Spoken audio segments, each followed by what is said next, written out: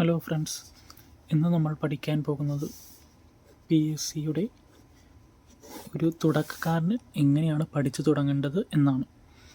നമുക്കെല്ലാം അറിയാം, ഒരു ഗവൺമെൻറ് ജോലിക്ക് നമ്മൾ എപ്പോഴും ട്രൈ ചെയ്യുമ്പോൾ അതിൻ്റെ ഏറ്റവും ബേസിക് കാര്യങ്ങൾ തൊട്ട് വേണം പഠിച്ചു തുടങ്ങാൻ. പലവരും പറഞ്ഞു കേട്ടിട്ടില്ലേ, ഞാൻ കുറേ വർഷമായി പഠിക്കുന്നു, പക്ഷേ എനിക്കിതുവരെയായിട്ടും ജോലി ആവുന്നില്ല, കുറേ എക്സാം എഴുതി, കുറേ പഠിച്ചു, ഇതുവരെയായിട്ടും ഒന്നും ആകുന്നില്ലെന്ന്. അതിൻ്റെ പ്രധാന കാരണം അത് പ്രോപ്പറായി അടുക്കും ചിട്ടയുമായിട്ട് പഠിക്കാത്തതിൻ്റെ കാരണം മൂലമാണ്. നമ്മൾ പഠിക്കുമ്പോൾ ഏറ്റവും തുടക്കം തൊട്ട് പഠിക്കണം, അതും അടുക്കും ചിട്ടയുമായിട്ട് പഠിക്കണം. ഇന്നത്തെ ഈ വീഡിയോയിലൂടെ നിങ്ങൾ കാണാൻ പോകുന്നത് എങ്ങനെ നമുക്ക് ഒരു ബേസിക് നോളജ് ഉണ്ടാക്കിയെടുക്കാമെന്നുള്ളതാണ്. ഇതിന് നിങ്ങൾക്ക് ബാക്കിയുള്ള കാര്യങ്ങൾ ആഡ് ചെയ്യാവുന്നതാണ്.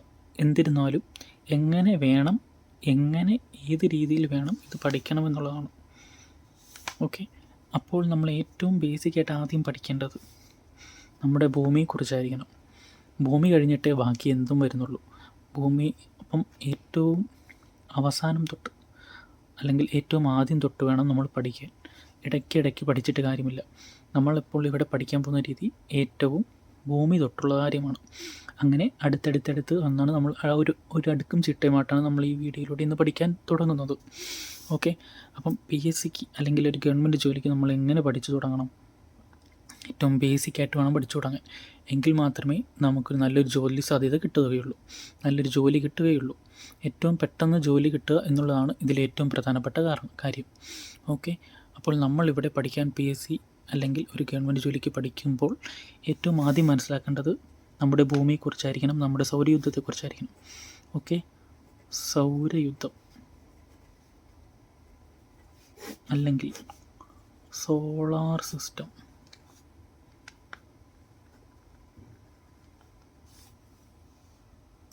ഓക്കെ, സോളാർ സിസ്റ്റം എന്താണ് സോളാർ സിസ്റ്റം? സൂര്യനും അതിന് ചുറ്റിനും കൂടിയിരിക്കുന്ന ഗ്രഹങ്ങളെയുമാണ് നമ്മൾ സോളാർ സിസ്റ്റത്തിൽ പറയുന്നത്. സൂര്യൻ അഥവാ സൺ, അതിന് ചുറ്റിനും നമുക്ക് 8 ഗ്രഹങ്ങളാണ് നിലവിൽ അംഗീകരിച്ചിരിക്കുന്നത്. 8 ഗ്രഹങ്ങളാണ് അംഗീകരിച്ചിരിക്കുന്നത്. ഈ 8 ഗ്രഹം. ഓക്കെ, അപ്പം നമുക്ക് ആദ്യം തന്നെ മനസ്സിലാക്കാം, സൂര്യനുണ്ട്, സൂര്യന് ചുറ്റിനും എത്ര ഗ്രഹങ്ങളുണ്ട്? 8 ഗ്രഹം. ഓക്കെ, ഈ സൂര്യൻ ഉൾപ്പെടുന്ന ഈ ഒരു സൂര്യവലയം, ഓക്കെ, അതിന് നമ്മൾ പറയുന്ന പേരാണ് മിൽക്കി വേ എന്നുള്ളൊരു സൂര്യഗണങ്ങളുടെ ഒരു കൂട്ടത്തിൽ പെടുന്നതാണ് സൂര്യൻ. സൂര്യന് 8 ഗ്രഹങ്ങളാണുള്ളത്.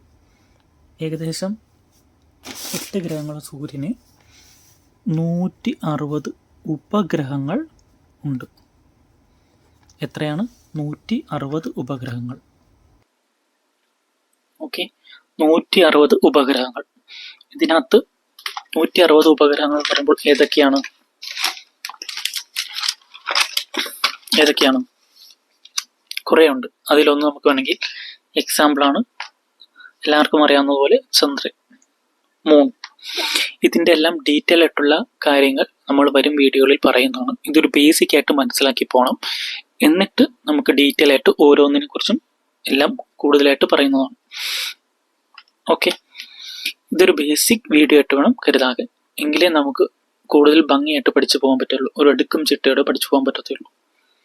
ഓക്കെ, ഇനി 8 ഉപഗ്രഹങ്ങളുണ്ടെന്ന് പറഞ്ഞു. 8 ഗ്രഹങ്ങൾ സോളാർ സിസ്റ്റത്തിൽ, അല്ലെങ്കിൽ സൂര്യന് ചുറ്റും 8 ഗ്രഹങ്ങളുണ്ട്. ഏതൊക്കെയാണ്? ഒന്നാമത്തത് മെർക്കുറി. ആദ്യം നമ്മൾ ഇതിൻ്റെ ഇംഗ്ലീഷ് വേർഡ് തന്നെ പഠിക്കണം. കാര്യം ഇംഗ്ലീഷിൽ പരീക്ഷയ്ക്ക് ചോദിക്കുമ്പോഴും നമുക്കിതിൽ മലയാളത്തിൽ പഠിക്കുമ്പോൾ പഠിക്കാൻ നമുക്ക് എളുപ്പമായിരിക്കും. പക്ഷെ മലയാളത്തിൽ പഠിക്കുന്നതിനേക്കാളും നമ്മൾ ഇംഗ്ലീഷിൽ പഠിക്കുമ്പോൾ കുറച്ചും കൂടി നമ്മളത് മനസ്സിലാക്കി ഓർത്ത് വയ്ക്കാൻ എളുപ്പമായിരിക്കും. മെർക്കുറി അഥവാ ബുധൻ. 2 വീനസ് അതിനെ നമ്മൾ ശുക്രൻ എന്ന് പറയുന്നു. വിഷു വിഷു. എംബു എംബു എംബു മെർക്കുറി ബുധൻ. വിഷു വി ശുക്രൻ. എർത്ത് ഭൂമി. മാർസ് നമുക്കറിയാം, മാർസ് ചൊവ്വ. 5 ജുപ്പിറ്റർ ജുപ്പിറ്റർ വ്യാഴം. 6 സാറ്റേൺ ശനി. 7 യുറാനസ് യുറാനസ് എന്ന് പറയാം. 8 എന്താണ്? നെപ്റ്റ്യൂൺ. ഓക്കെ, അപ്പോൾ സോളാർ സിസ്റ്റത്തിൽ എംബു, മെർക്കുറി. ഈ നമ്മൾ തന്നിരിക്കുന്ന ഓർഡർ, ഈ ഓർഡറിൽ തന്നെയായിരിക്കും സൂര്യനിൽ നിന്ന് ഉള്ള ദൂരം. സൂര്യന് 1, 2, 3. ഇത് സണ്ണെന്ന് വെച്ചോ. സണ്ണിൽ നിന്ന് ഈ സെയിം ഡിസ്റ്റൻസ് ആയിരിക്കും. 4, 5, 6, 7, 8. അങ്ങനെ ഇത് സൂര്യനിൽ നിന്നുള്ള ഡിസ്റ്റൻസിലാണ് നമ്മൾ തന്നിരിക്കുന്നത്. സൂര്യന് ഏറ്റവും അടുത്തുള്ളത് മെർക്കുറി, എംബു മെർക്കുറി. എംബു എം എന്ന് പറയുന്നത് ശുക്രൻ. എംബു ബുധൻ. ഓക്കെ, എംബു ബുധൻ. മെർക്കുറി വീനസ് ശുക്രൻ. Earth MVE. ഓക്കെ, പിന്നെയാണ് എർത്ത് കഴിഞ്ഞ് വരുന്നതാണ് ചൊവ്വ, ജുപ്പിറ്റർ, സാറ്റേൺ, യുറാനസ്, നെപ്റ്റ്യൂൺ. ഇത്തരം കാര്യങ്ങൾ.